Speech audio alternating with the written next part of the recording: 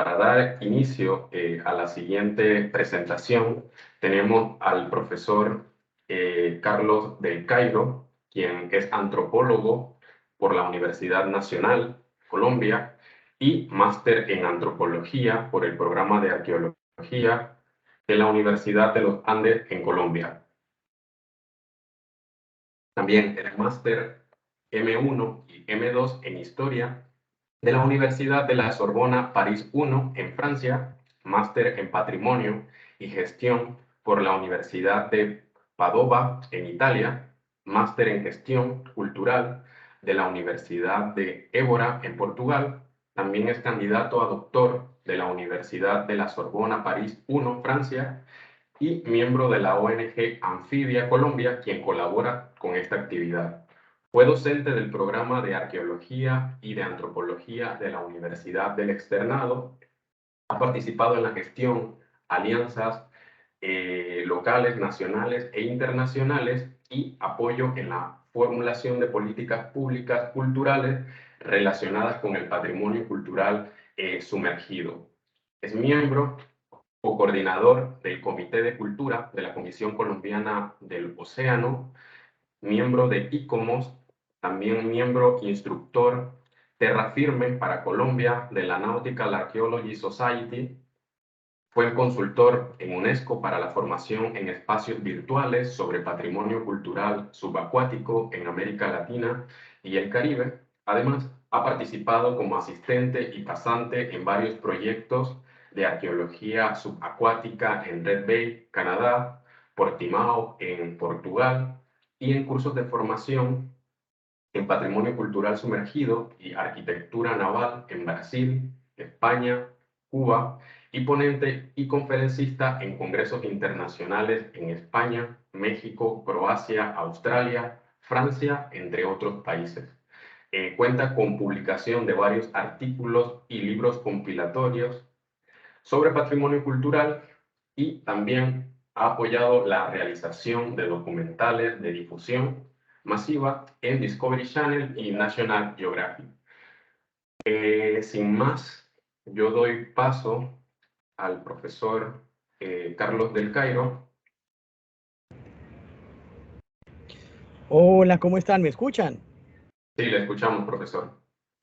Bueno, primero que todo quisiera agradecerles la invitación, sobre todo a Abner Alberda, a Rita Ramos y a Linet Zuira por este interesante seminario que han venido desarrollando ya su segundo seminario y sobre todo celebrando de verdad ese gran desarrollo y esas grandes iniciativas que ustedes tienen desde Panamá para la región. De verdad, pues me siento muy feliz y agradezco mucho la invitación de la cual pues estoy participando, Abner. Básicamente, hoy la idea es tratar de hablar un poco hacia la gobernanza participativa y la gestión integral del patrimonio cultural subacuático, desde la visión que hemos manejado en Colombia desde hace varios años, en donde lo que hemos planteado y hemos visto es que realmente para poder hacer manejo y gestión de patrimonio cultural subacuático es necesario identificar los múltiples actores que inciden en este tema.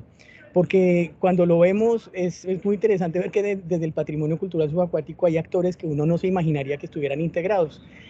Van desde los organismos internacionales, UNESCO, los diferentes estados, precisamente por el tema de la UNESCO con la Convención del Patrimonio Subacuático del 2001, pero también la existencia de otros actores que inciden directamente en estos recursos culturales que reposan en mares, ríos, lagunas, cenotes, para el caso de México y toda esa parte de Centroamérica, en donde empezamos a darnos cuenta de lo importante que es integrar a todos los miembros o todos estos actores porque de alguna u otra manera inciden. Y ahí es por eso que es tan importante empezar a identificar esa cantidad de actores institucionales, comunitarios, académicos, científicos, porque al final de cuentas el patrimonio es uno solo y el patrimonio se construye a través de esa interacción. En ese sentido, lo que buscamos evidentemente es tratar de identificar esos actores porque de alguna u otra manera el patrimonio cultural subacuático se ve permeado por una formulación y una implementación de políticas culturales. En nuestro caso en Colombia, pues han sido muy complicadas precisamente porque ha sido muy proteccionista, precisamente porque uno de los actores que han tratado de incidir en el tema de la gestión del patrimonio, pues son las multinacionales o los denominados cazatesoros, y por esta razón, de una manera proteccionista, evidentemente el Estado colombiano ha tratado de restringir las actividades de patrimonio subacuático y ser realmente rigurosos frente al tema para evitar esta situación que creo que es permanente a nivel mundial. El problema es que cuando se incide o se restringe de una parte, de otra parte pues empiezan a haber carencias. Y es que en los últimos años hubo evidentemente unas desventajas en la formación, en la investigación, en la gestión del patrimonio subacuático, teniendo en cuenta que el recurso cultural pues es precisamente un activo no renovable, un recurso no renovable, pero que tiene que ser para el beneficio de toda la sociedad civil. En ese orden de ideas, una de las cosas que nos hemos dado cuenta es que esa política cultural sobre este patrimonio, pues se ha construido desde la verticalidad de las competencias estatales. ¿Eso qué ha pasado? Pues evidentemente en un país como el nuestro, y creo que en otros países de América Latina, pues nos damos cuenta que esas políticas se emanan desde el centro, pero en la periferia evidentemente es mucho más complicada la implementación y la puesta en marcha de estas políticas proteccionistas. Y es ahí es donde se han excluido de alguna manera la participación estratégica de actores relevantes en estos procesos de protección, de investigación, de difusión, de divulgación. Es claro y es muy importante la participación institucional, pero también es tan o más importante esa participación de estos actores que usualmente no están reconocidos y que están relacionados con una cosa que nosotros llamamos el discurso no autorizado, que lo vamos a ver más adelante. Pero si quisiéramos pensar en esa política coparticipativa en donde todos se puedan integrar, podríamos comprender cuáles son esas necesidades, cuáles son esas perspectivas, cuáles son esos anhelos de las comunidades locales que están íntimamente vinculadas con ese patrimonio cultural, de los científicos, de los académicos, de los centros de buceo y, en fin, de todos estos actores que están interesados en este tema. Si pudiéramos integrar y comprender esas múltiples visiones y representaciones, yo creo que esa política cultural podría ser incluyente y podría llegar un poco más allá, en donde pudiéramos integrar esas visiones y esas actuaciones de ese entorno. Y es ahí donde nosotros tenemos como esa propuesta que hemos venido trabajando, que no es la solución, no es la panacea, pero hemos visto que si empezamos a ser integradores hacia esa coproducción de conocimiento, esa co-creación de política cultural a través de los múltiples actores, pues se ven reflejados los compromisos de las diferentes personas. Ahí es donde nos damos cuenta, por ejemplo, que hay unos discursos autorizados del patrimonio y unos discursos disonantes del patrimonio. En ese orden de ideas, la idea es una construcción colectiva del conocimiento hacia un enfoque mucho más amplio que el patrimonio subacuático, y es empezar a pensar el concepto de patrimonio cultural marítimo, paisaje cultural marítimo. Un concepto integrador no solamente desde la perspectiva de los actores y sus actuaciones, sino también la integración de esos múltiples elementos no humanos que nos permiten comprender un territorio. Finalmente, el paisaje cultural marítimo está relacionado con estructuras, objetos, prácticas, saberes, oficios, conocimientos, y finalmente eso es lo importante.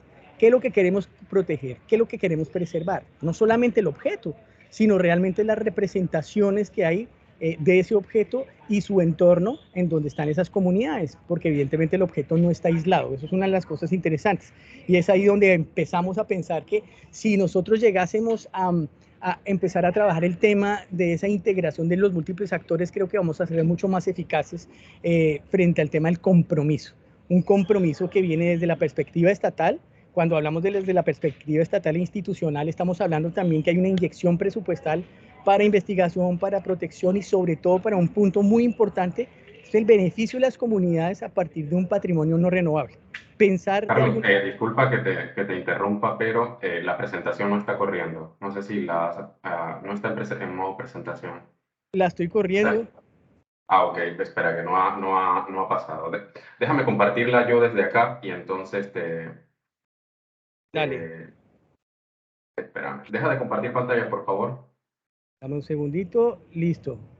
Parece porque llevo la diapositiva 4. Ya voy, espérame. Dame un momento. Yo la comparto desde acá.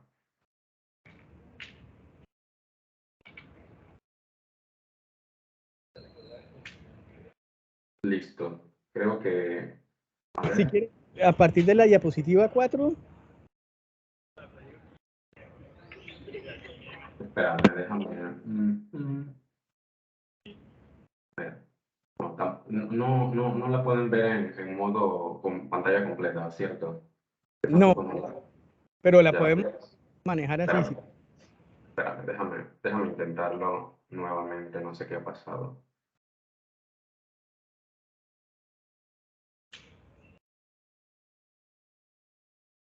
Espérame.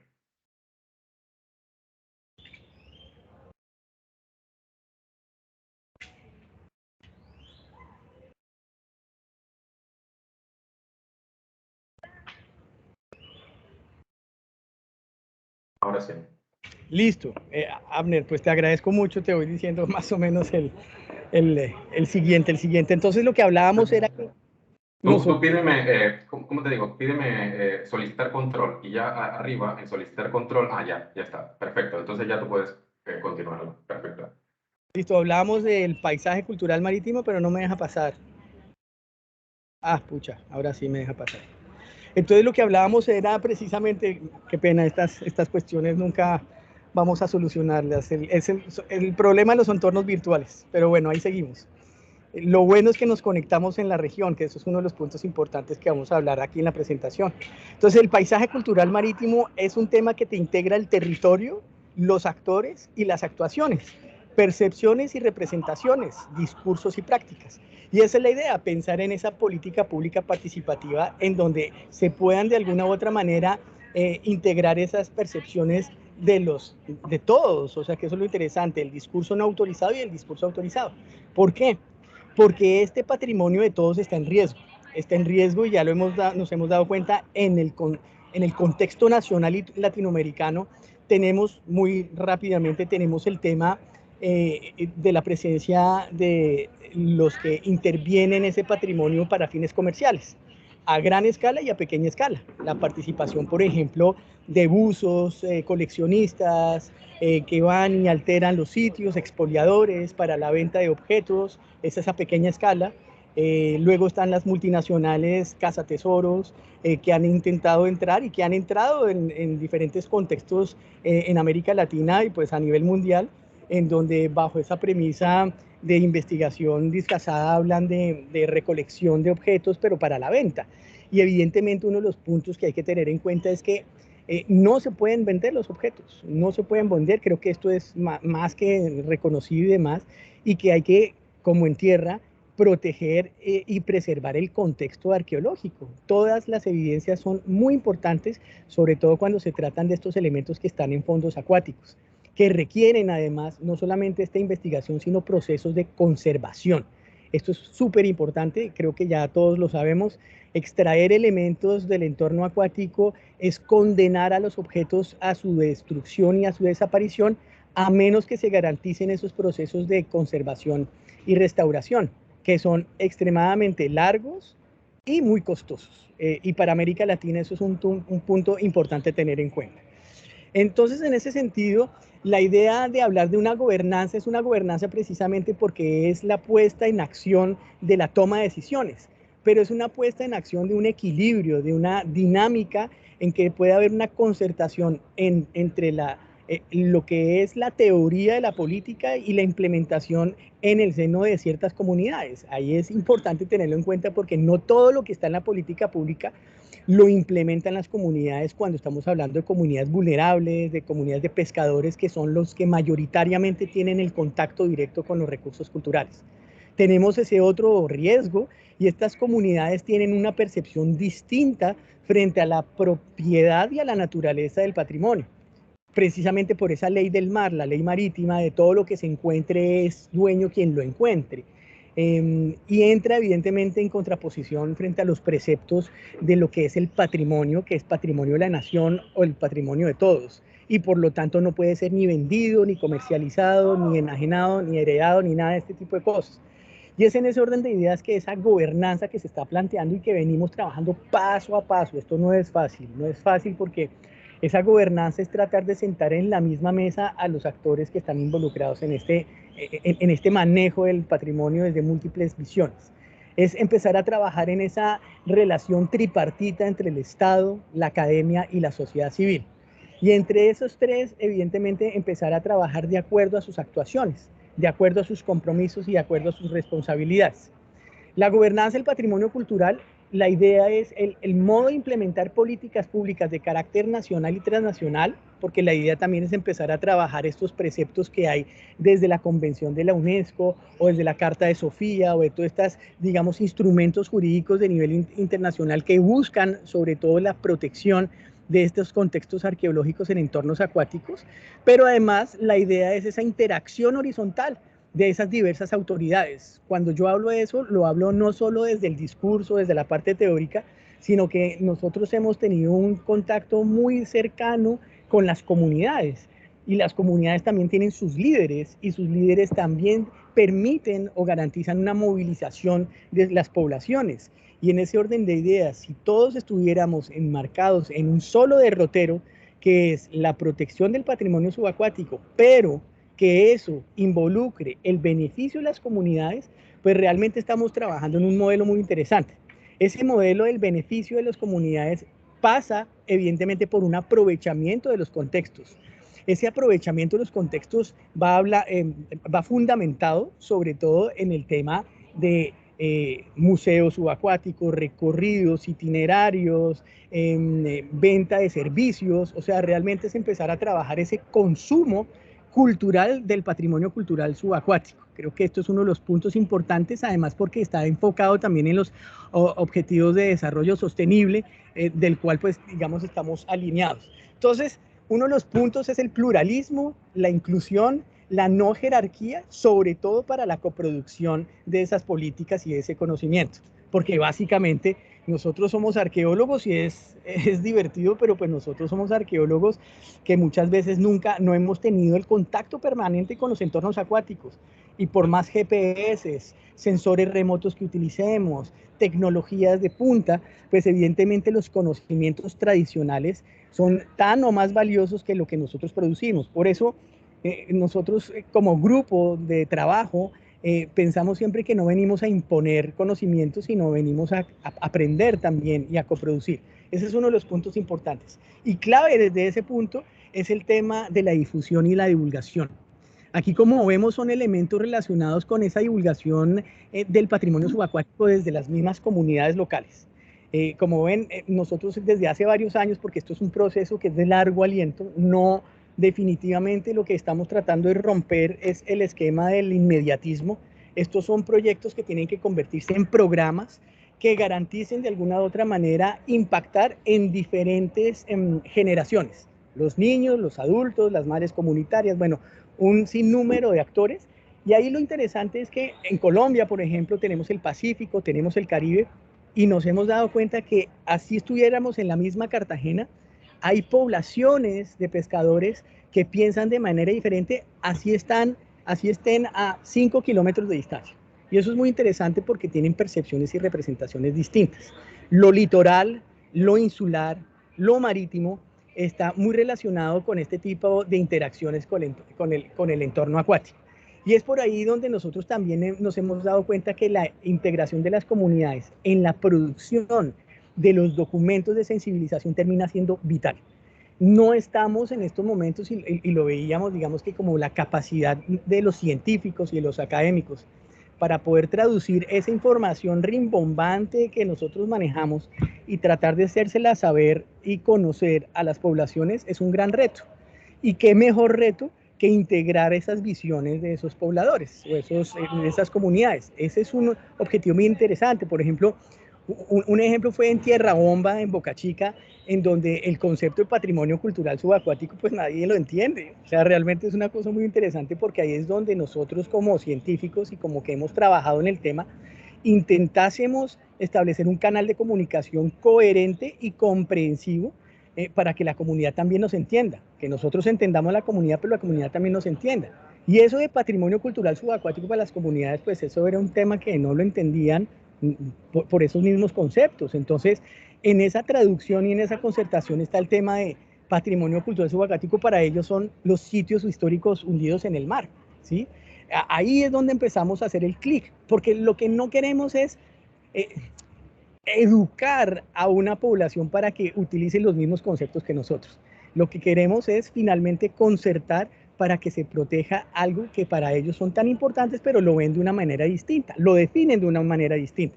Y es ahí donde también empezamos a construir museos comunitarios como una perspectiva que permite integrar en el museo un guión coparticipativo, en donde también se integre esos discursos y esas prácticas desde lo local. Eso es una cosa interesante porque la interacción con las comunidades, desde los niños, con los adultos, con las instituciones, pues están mediados por una cosa que se llama poder, las relaciones de poder. Y esas relaciones de poder se ven en los diferentes grupos socioculturales.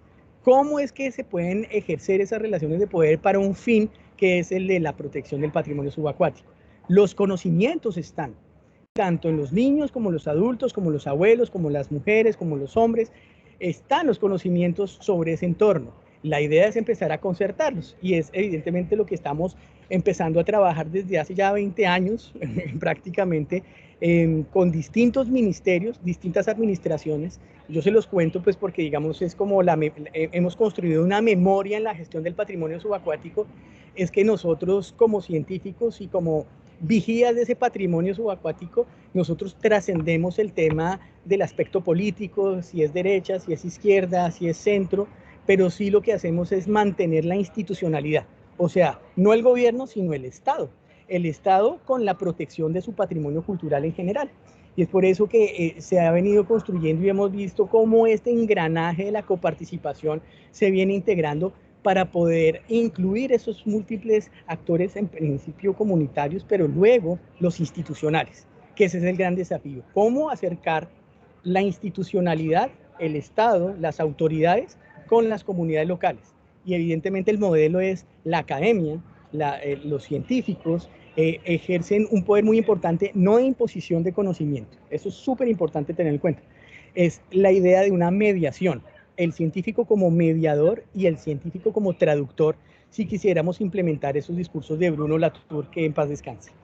Y ahí es donde empezamos a trabajar con esos diferentes grupos de niños, que aquí, por ejemplo, empezamos a darnos cuenta, la historia es muy larga, pero, por ejemplo, aquí hay hijos de los pescadores que han encontrado y han recuperado objetos. Y creo que a partir de ahí es donde empezamos a trabajar el tema de integrar esos discursos dentro de estas cartillas, textos escritos por ellos mismos, precisamente de alguna manera para establecer y garantizar un punto súper importante. Son comunidades invisibles, son comunidades invisibilizadas. Entonces, este tipo de actuaciones desde el Estado, porque la idea no es que se apoyen económicamente, porque finalmente estaríamos trabajando en un ciclo complejísimo, que no es dar plata finalmente, sino es buscar y establecer unas estrategias y unas herramientas para el beneficio de las comunidades, que salgan iniciativas de la misma comunidad frente al tema. Y entonces una de las cosas interesantes ha sido el tema de las cartillas escritas por ellos mismos. La visibilización de las comunidades ha sido un tema importantísimo, porque se reconocen a ellas mismas, porque de alguna u otra manera el Estado los está reconociendo, están integrando sus percepciones, están integrando sus representaciones. Entonces digamos que esto fue un primer proceso muy interesante que fue hecho hace varios años, pero nosotros seguimos trabajando con los hijos, con los familiares de estas personas que han estado, pues, por ejemplo, en Cartagena de Indias. Y siempre, evidentemente, pensando en, ojo, proteger el patrimonio subacuático. No hay que venderlo, no hay que extraerlo. Ya digamos que poco a poco empezamos a trabajar un tema de la conciencia patrimonial, a partir de estas estrategias de activación. Aquí, como ven, evidentemente ya nos empezamos a dar cuenta que uno de los primeros procesos en la metodología es la identificación de los actores. No todos los actores piensan igual y no todos los actores implementan su discurso en las prácticas de manera igual. Aquí estábamos trabajando también con grupos de buceo, centros de buceo. Tienen una perspectiva distinta y evidentemente esa perspectiva, esa relación del entorno natural, de la protección del entorno natural con el recurso cultural era fundamental para proteger los contextos, porque finalmente los contextos entran en una dinámica. Estamos impactando y estamos afectando también un entorno natural al extraer o a elevar elementos relacionados con el patrimonio cultural. Es por eso que ahí es muy importante empezar a integrar esa relación que rompa que rompa esa división entre cultura y naturaleza. Necesitamos empezar a pensar de otra manera para poder integrar esos múltiples actores en un solo conjunto. Eso es clave. Y evidentemente hay otras visiones que son súper interesantes. Cuando se habla, por ejemplo, de una etnografía del Estado y demás, es ver cómo desde la política pública creada, formulada, pensada, ya luego concertada y ya publicada, cómo esa política pública, los decretos, las resoluciones se ponen en práctica. Ese es un tema tremendamente interesante porque es otro vacío o una desventaja que tenemos. No siempre esa política pública, que está muy bien en el papel, es hermosa, se implementa de una manera adecuada e inmediata. Entonces es un proceso larguísimo también. Y ese es otro tema a tener en cuenta. Por eso es que también es interesante ver esa etnografía o ese entendimiento y esa comprensión de las visiones de los funcionarios, de los responsables de las tomas de decisiones. Aquí les estoy mostrando, evidentemente, el anterior fue una cartilla que también se estuvo trabajando en algún tiempo con el tema de cómo, de alguna u otra manera, sensibilizar a los que toman decisiones o a los responsables en las instituciones de tratar el tema de patrimonio sumergido. Una historia de hace unos años, llegan a denunciar sobre el hallazgo de un cañón en las aguas del Caribe y el funcionario en ese momento no sabía qué tenía que hacer, a pesar de que es responsable en la toma de decisiones. Su puesta en práctica no es ágil ni eficaz, pero no, digamos que ahí es donde empezamos a trabajar todo ese tema de la sensibilización. Aquí también lo que les estoy mostrando es las campañas de sensibilización, porque esa es una de las cosas más importantes. Hay que empezar a sensibilizar, primero sobre la importancia del patrimonio sumergido, segundo sobre la importancia de la protección de ese patrimonio sumergido, porque detrás hay unas economías ilegales, ilícitas y además emergentes a través del mercado negro, el tráfico ilícito, que están presentes todo el tiempo. O sea, que se mueve realmente mucho dinero detrás en ese mercado negro y que nosotros no tenemos esa posibilidad de identificar esas dinámicas. E identificamos los actores no puntuales, identificamos el comportamiento y las actuaciones, pero realmente ese es un negocio tremendamente potente en donde hay muchos actores involucrados. Entonces, uno de los puntos es empezar a cubrir todas esas necesidades. Por ejemplo, el Tierra Bomba, conocíamos que algunas veces venían coleccionistas extranjeros que les reservaban o les encargaban a los pobladores que extrajeran objetos durante todo el año y ellos llegaban una vez al año a comprar el lote de objetos. Imagínense. Entonces, evidentemente, había que también impactar en las comunidades para tratar de sensibilizar frente a ese tema. Aquí fue un trabajo muy interesante porque con estos pescadores que fueron los que extrajeron unos cañones y digamos que tenían esa relación totalmente divergente a lo que es la política cultural, es todo lo que se encuentra en el mar, el propietario de quien se los encuentre, pues evidentemente era cambiar esa dinámica y esa estructuración frente a lo que es considerado el territorio acuático y marítimo.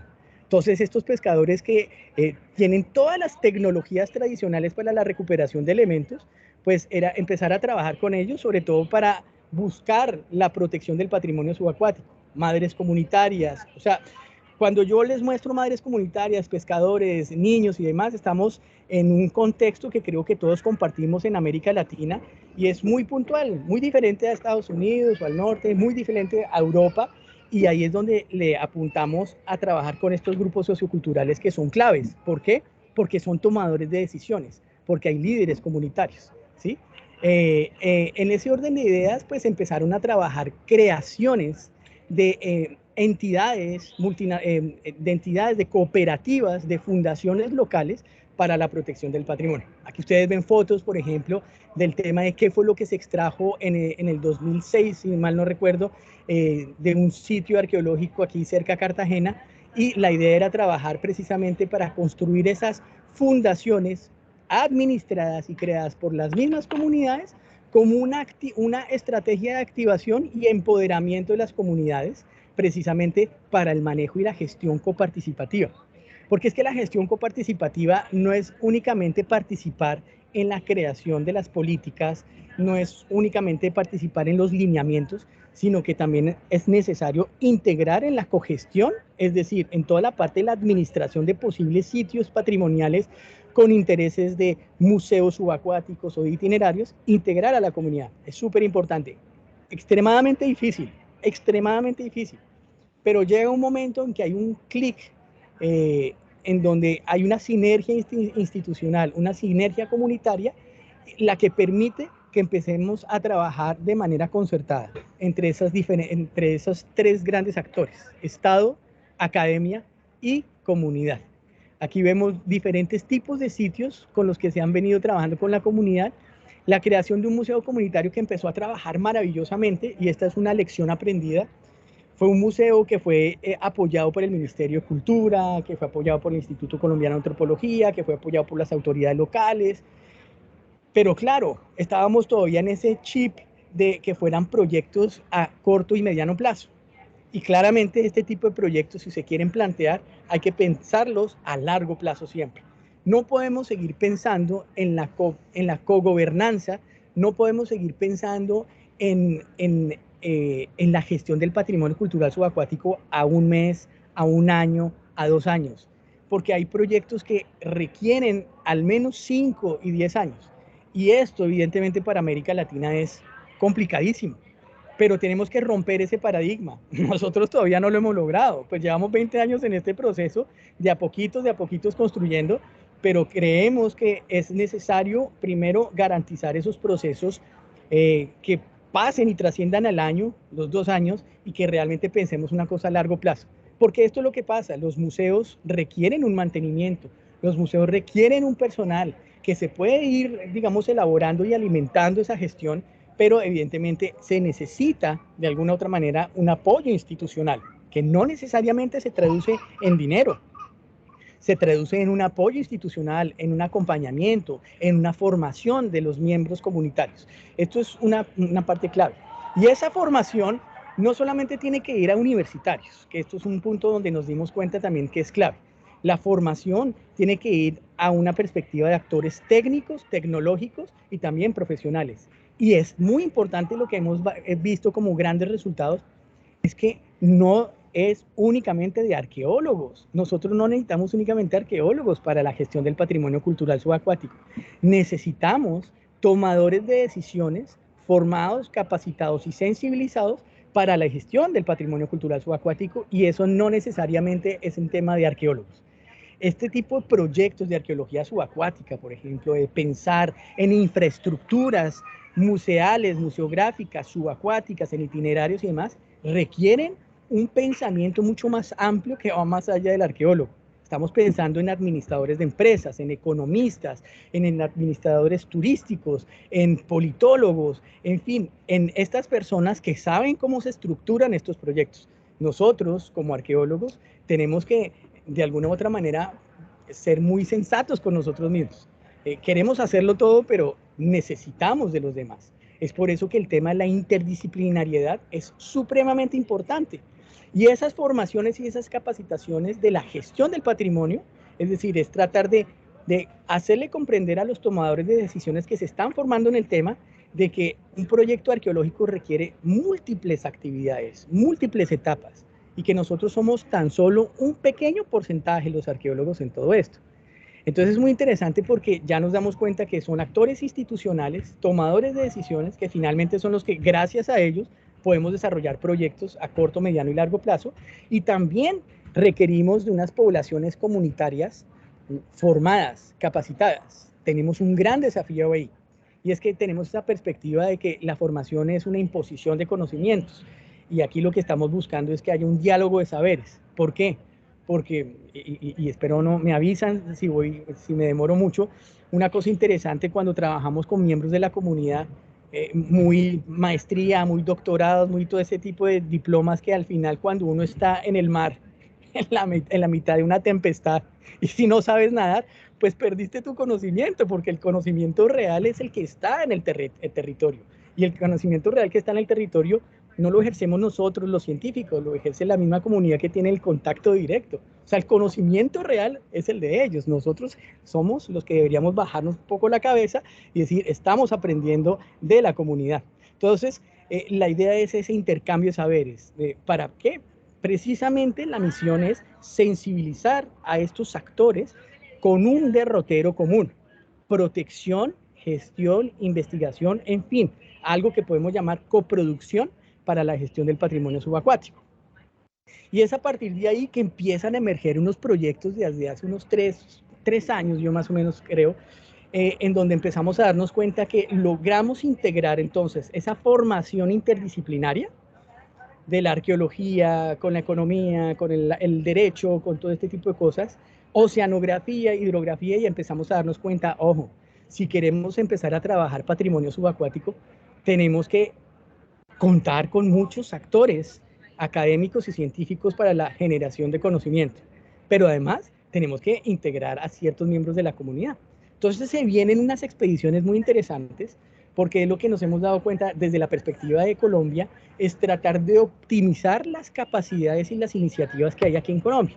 Entonces, desde la perspectiva institucional, la gestión del patrimonio cultural subacuático está mediado por el Ministerio de Cultura, por el Instituto Colombiano de Antropología e Historia, por la Dirección General Marítima y por la Armada de Colombia a nivel nacional, ¿cierto? Y ahí es donde empezamos a ver que si optimizamos esas iniciativas investigativas en el entorno subacuático, a través de oceanografía, biología marina, geología, hay proyectos de investigación en donde se inyecta un buen presupuesto, pues ahí entramos nosotros, ahí entramos como el postre cuando entra por ahí. Y es precisamente porque básicamente el patrimonio subacuático es la relación de todos estos elementos en un solo entorno, el entorno subacuático. Y ahí es donde, por ejemplo, la Dirección General Marítima, la Armada de Colombia, con el apoyo del ICANN y de todas esas instituciones, pues han desarrollado estas expediciones en los entornos subacuáticos, en el mar colombiano, en nuestro mar, en donde hemos integrado este modelo de inventario del patrimonio cultural subacuático, con un modelo muy interesante, y es precisamente la integración de las diversas fuentes de información en la coproducción. Ahí integramos arqueólogos, historiadores, oceanógrafos, hidrógrafos y miembros de la comunidad. ¿Para qué? Para crear estas territorialidades del espacio marítimo desde la época pasada hasta la actualidad. No podemos romper esa relación de lo que es el patrimonio cultural marítimo. Patrimonio cultural subacuático lo tenemos claro, ya nos han hablado de eso, pero no lo podemos desligar. Esto es tremendamente importante. Siempre la parte inmaterial, siempre la parte de los conocimientos y los saberes son tremendamente claves, ¿sí? Y es ahí en donde empiezan a generarse productos científicos, porque evidentemente no estamos exentos de cumplir con una agenda científica. Tenemos que mostrar a la comunidad científica productos. Yo estoy un poquito en contra al respecto, pero hay que hacerlo, somos parte del sistema. Y entonces empiezan a generar publicaciones, pósters, ponencias, conferencias, que usualmente tienen un enfoque y tienen un target, tienen un objetivo, la comunidad científica. Pero no podemos dejar de lado a la sociedad en general, la sociedad que paga los impuestos, la sociedad que es la que financia finalmente los proyectos de patrimonio cultural en general, y son los que ellos a los que les tenemos que retribuir en general sobre la importancia del patrimonio cultural subacuático, que evidentemente pasa por una cosa: tiene que ir más allá del tesoro, tiene que ir más allá del oro, tiene que ir más allá de las monedas, del ideal del tesoro, e ir a hablar de, parece utópico, pero poco a poco la gente lo va entendiendo, y lo vamos entendiendo. Es lo más importante aquí son los conocimientos de la gente, la construcción del conocimiento generación tras generación de nuestras comunidades, de los pueblos originarios, de los campesinos, de los pescadores, de nosotros mismos. O sea, nosotros tenemos unas estructuras de conocimiento tremendamente interesantes. Entonces, a partir de ahí, se empieza a trabajar desde el 2020, una cosa muy interesante a través del Ministerio de Cultura, es la formulación del Plan Especial de Manejo y Protección del Paisaje Fortificado de Cartagena de Indias. Esto para nosotros fue un gran avance, porque el mismo concepto de paisaje fortificado ya nos está hablando de una integración. Esto es una de las cosas más interesantes, la integración territorial, la integración de lo físico, la integración de lo biológico y la integración de lo cultural, la integración de lo natural y la integración de lo cultural. Ahí se empiezan a disolver esas fronteras que siempre he criticado, pues desde que como que me casé con esta teoría de que todo es una relación dinámica entre actores humanos y no humanos. Esa división que nos ponían entre naturaleza y cultura nos alteraba un poco el tema de la gestión. El Plan Especial de Manejo y Protección realmente es un instrumento jurídico potente, potente en términos conceptuales, en términos teóricos, pero también en términos de implementación de políticas públicas que integran a las comunidades en la toma de decisiones y en la administración. Ha sido muy interesante porque eso nos ha permitido también llegar a proteger el patrimonio cultural subacuático de Cartagena de Indias, integrarlo como patrimonio de la humanidad. Es decir, todos los restos de fortificaciones, los naufragios, los antiguos puertos, los antiguos muelles, los fondeaderos, todo eso está integrado dentro del paisaje fortificado. ¿Qué quiere decir? Que estamos también rompiendo esa disolución entre la frontera tierra-agua. Es decir, estamos considerando lo que consideraban en la colonia los ingenieros militares, que era tan importante la tierra como el mar. Estamos volviendo a integrar el mar, no solamente como un tema contemplativo y de ocio, sino realmente integrando el mar como un territorio, y ese territorio está integrado por conocimientos y tradiciones de comunidades locales que tienen realmente unas tecnologías navales, náuticas, de explotación y aprovechamiento pesquero, bueno, de una multiplicidad de elementos que debemos empezar a valorarlos, porque realmente ahí es donde empieza toda la parte de la construcción de la identidad. Reconocer de alguna u otra manera esas diferencias culturales de nuestros pueblos y nuestros grupos socioculturales litorales, insulares y marítimos. Y ahí, evidentemente, empezamos a identificar en esa lista de actores institucionales, locales, distritales, donde empezamos a ver cómo se empieza a construir esa política pública. Yo soy muy feliz al empezar a construir el estado del arte de esas políticas desde el Ministerio de Cultura, desde el ICANN, desde la Dirección General Marítima. Estamos empezando a ver en todas partes la palabra patrimonio cultural subacuático y estamos empezando a ver la palabra gobernanza, y es la generación y esa apropiación, por ejemplo, de la Dirección General Marítima de la Armada de Colombia, ese interés por la investigación, por la difusión y la divulgación, pero también desde el Instituto Colombiano de Antropología, como en los últimos años han fortalecido esa parte relacionada con los programas de arqueología preventiva, en donde inclusive en los lineamientos y los términos de referencia hacen alusión a la importancia de la inclusión y la integración de las comunidades que tienen que autorizar de alguna manera cuando son pueblos originarios y demás. Entonces, digamos que es un punto muy importante, y a lo que llego para terminar es empezar a trascender, pensar en esas investigaciones coparticipativas, incluyentes, integradoras como base para la formulación de políticas públicas. Es que la idea de la política pública es el resultado de una investigación, el resultado de un conocer realmente la vida real de los contextos acuáticos, la vida real de las comunidades, que muchas son realmente muy vulnerables, que no tienen con qué comer, que viven el día a día con $1 o $2 y que tienen que alimentar a sus familias, que si se enfrentan a un coleccionista privado que les ofrece $10 por una pieza, o 20 o 30 o hasta 1000, pues realmente es un tema muy complicado de manejar. Entonces, por eso es tan importante trabajar estos diagnósticos para comprender esas percepciones y esas representaciones, y ahí sí empezar a plantear y a formular estas políticas que protejan un patrimonio que es común a todos, pero que sin duda alguna beneficia a las comunidades locales. Ellos son los vigías reales de este patrimonio. Ellos son nuestros ojos desde la toma de decisiones. Entonces, a partir de ahí, y termino con esto, se empieza a trabajar un proyecto muy interesante frente a otra problemática que no la había comentado anteriormente. Ya sabemos que está el expolio, la destrucción, la alteración por proyectos de infraestructura, y está uno que está incontrolable, que no sabemos qué está haciendo, que no sabemos cómo está impactando, no lo sabemos. Y es el tema de los efectos del cambio climático sobre el patrimonio cultural marítimo y subacuático. Los huracanes, las corrientes distintas, los cambios en las composiciones químicas del agua, las lluvias, las erosiones, bueno, todo este tipo de elementos están afectando evidentemente nuestros recursos culturales marítimos. y necesitamos realmente verlos. Estos recursos que están en el fondo acuático, en las zonas costeras, necesitamos comprenderlo. ¿Y qué más que empezar a pensar en un proyecto como el que estamos planteando que trascienda las fronteras nacionales? Porque la idea es empezar a trabajar con los colegas de Panamá y con otros colegas, y con los colegas, aquí también hablo de Abner, de Isabel, que creo que nos está escuchando. La idea es empezar a trabajar esos efectos y hacer esos análisis comparativos para ver cómo podemos mitigar esos impactos. Para mitigarlos y establecer esas estrategias de mitigación, pues es muy difícil en estos momentos si no sabemos cuáles son esos impactos, cómo los podemos medir, cómo podemos establecer esos diagnósticos.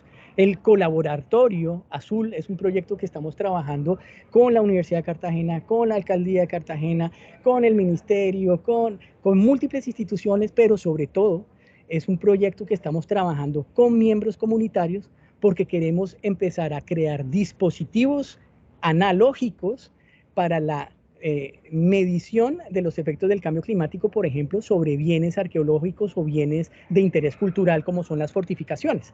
Entonces, a partir de esa producción del conocimiento, queremos comprender cuáles son esos efectos y cómo medirlos. Y eso lo estamos haciendo con esa coproducción del conocimiento. Entonces, básicamente, lo que estamos apuntándole es establecer sistemas de acción donde existan interdependencias entre todos los actores implicados, interdependencia e integración. Esa interdependencia radica en esa manera de pensar y representar, ¿sí? Y evidentemente integrar a toda la multiplicidad de actores. Esto para nosotros es una cartografía de actores, de la implementación de sus discursos y prácticas, permiten entonces la coproducción de políticas culturales bajo esa dinámica coparticipativa, de inclusión. Ese es un punto interesante y ahí termino con esta diapositiva, es precisamente empezar a establecer esas relaciones entre los múltiples actores de carácter internacional, de carácter nacional, de carácter distrital y a su vez esos actores de la sociedad civil y esas ONGs y esas academias precisamente para un fin común: proteger y gestionar el patrimonio cultural subacuático, no solamente para un entorno nacional, sino para un entorno de la humanidad. Porque finalmente cada contexto arqueológico sumergido es único e irrepetible. Un contexto como el Baza es tan importante como un contexto de la canoa monóxila que encontraron en México, o es tan importante como el resto de una fortificación en Cartagena de Indias, o es tan importante como los objetos votivos de la laguna de Guatavita. Son únicos, son irrepetibles. Ahí se hablan de múltiples perspectivas de investigación, pero más allá de la investigación, siempre tener ese derrotero de hablar del patrimonio cultural subacuático marítimo al servicio y al beneficio de las comunidades. Bueno, muchísimas gracias.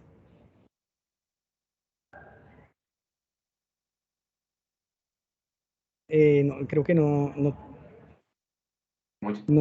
ya, ahora muchas gracias, Carlos, por tu presentación.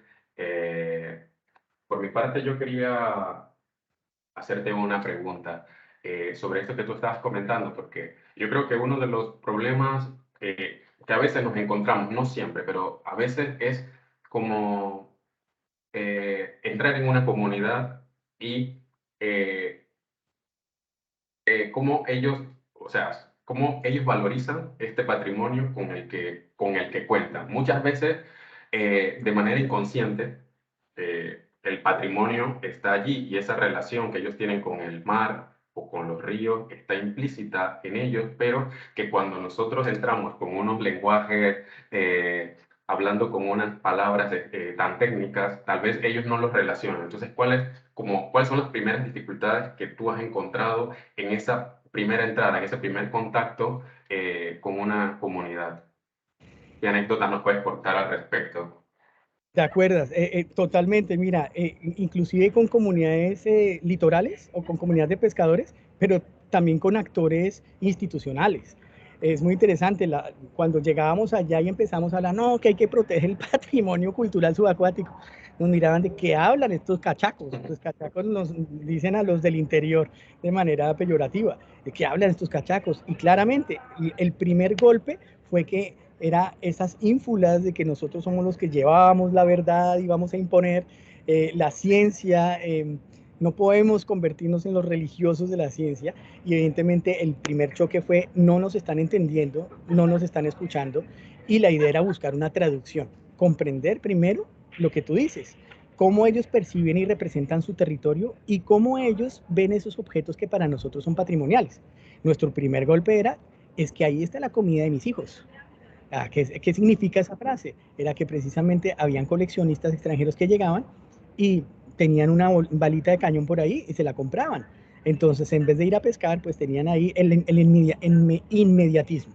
Aquí hay un tema muy importante, es que no todas las comunidades, pero las comunidades costeras con las que nosotros trabajamos tienen esa perspectiva inmediatista de solucionar los problemas de su vida económica. Y tienen toda la razón a hacerlo porque si no, hay una clara ruptura y una clara fragmentación frente a las ayudas y el reconocimiento del Estado a esas comunidades. Entonces ellos tienen que salvarse como sea y como puedan. Entonces digamos que el patrimonio subacuático se convirtió en un elemento transaccional en algún momento, porque se dieron cuenta que había una demanda de ciertos actores. Entonces es interesante porque tú empiezas a darte cuenta que hay la existencia de estos actores snob que quieren coleccionar objetos y demás y que pagan mucho dinero por eso y que evidentemente se disparan los precios cuando hay un tráfico negro, un mercado negro del tema. Entonces, hola. Entonces, entonces ellos, Abner, pues aprovechan la oportunidad, o sea, a demanda y oferta. Entonces era romper esa relación, que es un proceso muy largo, y empezamos a hablarnos con ellos, y es muy interesante porque de alguna u otra manera han pasado 20 años, Abner, en que yo conocí a la comunidad de Tierra Bomba, y todavía me siguen enseñando sitios nuevos que ellos conocían hace 20 años. Luego, ellos saben muy bien qué mostrar y a quién mostrar y en qué momento mostrar. Llegaba un momento y nos decían, no, no, no, mira, ya aprendimos que cuando vienen estos coleccionistas y nos pagan por ir a sitios de naufragios, pues nosotros les cobramos, pero los llevamos a otros sitios. De alguna u otra manera, ya hay una sensibilidad frente al tema, se están dando cuenta que este es una herramienta para el beneficio de ellos. El gran desafío ahora es integrar a las comunidades. Esto es muy importante porque desafortunadamente hay ciertas comunidades que intentan trabajar juntas, pero siempre hay conflicto, hay mucho conflicto. Y cuando hay dinero de por medio, el conflicto se acrecienta. Entonces, las tomas de decisiones comunitarias son tremendamente importantes. Entonces, estos vigías del patrimonio, pues ahí fue cuando empezamos a trabajar, ya no de patrimonio subacuático, no hablamos de patrimonio subacuático, eso nadie lo entiende en términos de conocimientos locales, pero sí sitios históricos, el sitio histórico. El sitio histórico lo consideran como elementos materiales que están en tierra, que están en mar, que pueden ser infraestructuras, edificios, fortificaciones, pero también el pedazo de cerámica, la cucharita. Bueno, ya digamos en el concepto de sitios históricos están los elementos pequeños de carácter mueble y los inmuebles. Esto con ciertas comunidades, ya hay otras comunidades que hay que empezar a comprender esa representación.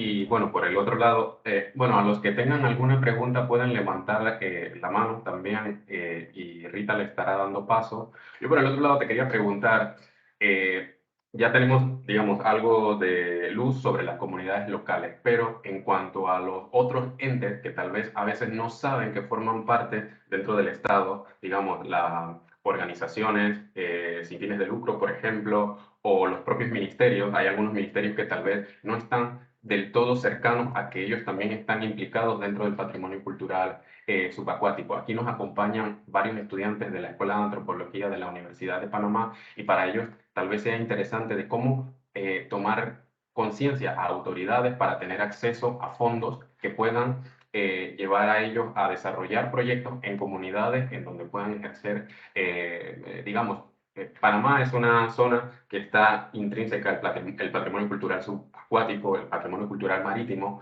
porque bueno, desde época prehispánica hay una relación con los cuerpos de agua y esa explotación de recursos marítimos. En la época colonial también hubo una fuerte presencia por la misma geografía del Istmo de Panamá y que de alguna forma a veces no lo tenemos muy claro de cómo el patrimonio cultural subacuático se puede relacionar con la antropología. Totalmente, Abner. Ahí hay una cosa interesante y es, si tú logras impactar enamorando a ciertas personas que toman decisiones, ese amor por ese tema y esa pasión por ese tema terminan siendo claves, o sea, cosas como las que tú estás haciendo, Abner, de generar espacios de conocimiento, de sensibilización, integrando a todos los posibles actores, es una estrategia totalmente contundente, además de la formación y la capacitación y demás, pero estos espacios son importantísimos. Yo te puedo decir, desde este friso cronológico, los últimos 20 años, eh, estamos en el mejor de los momentos en Colombia porque logramos integrar el Ministerio de Cultura, el ICANN, la Armada, la Dirección General Marítima, bueno, todos los actores institucionales que toman decisiones, y cuando yo hablo de tomar decisiones, también es una inyección presupuestal. Fíjate que una cosa muy interesante es lo que estábamos hablando del Plan Especial de Manejo y Protección, el solo de Cartagena. El solo concepto de paisaje fortificado nos da cuenta realmente de la comprensión de un territorio que va más allá de ladrillos, de fortificaciones o de barcos, sino que integran los conocimientos de la gente, que eso es súper clave, y también la parte, el componente natural. Por ejemplo, la importancia de los manglares, la importancia de las rutas de navegación, la importancia del mar mismo, dentro de esa comprensión de territorio y cómo la necesidad de proteger un paisaje se hace mucho más clave. Entonces es interesante ver que, por ejemplo, el patrimonio cultural subacuático en el Ministerio de Cultura tenemos tres personas que han apoyado desde allá y que han sido vitales porque de alguna u otra manera entendieron esa importancia del patrimonio subacuático como un motor dinamizador, porque es algo desconocido, porque es algo exótico, porque es algo interesante de proteger, porque requiere múltiples actores, y a partir de ahí, imagínate que el ministerio empezó como un pulpito, a tratar de traer todos los actores, a la alcaldía de Cartagena, los diferentes institutos, la Dirección General Marítima, y se pudo generar un instrumento, un instrumento jurídico de protección en donde está el patrimonio subacuático. Eso para mí en los últimos 20 años es como el culmen de un gran proceso, y es, lo están integrando en la toma de decisiones y están pensando de alguna manera en garantizar, primero, que haya una investigación, segundo, que haya una protección, y tercero, lo más importante, que la gente pueda acceder de alguna manera, por ejemplo, de parques subacuáticos, de itinerarios culturales, de rutas, bueno, de lo que sea, y además pensar en otros escenarios, Abner, y es la aplicación de nuevas tecnologías. De estas personas que no saben nadar, no saben bucear, nosotros llevarle el patrimonio subacuático a sus casas, a sus celulares, a través de la aplicación de nuevas tecnologías, es un siguiente reto.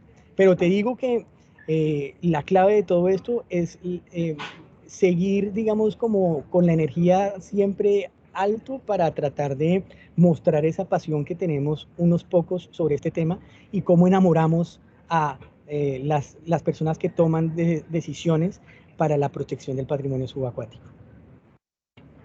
Rita. Bueno, primero que nada, agradecerte, Carlos, por esta presentación. Yo creo que es interesante porque, y eso no solamente pasa dentro del medio del desarrollo de lo que es la arqueología subacuática, sino también en todo lo que se ha generado en torno al desarrollo de lo que es el turismo sostenible.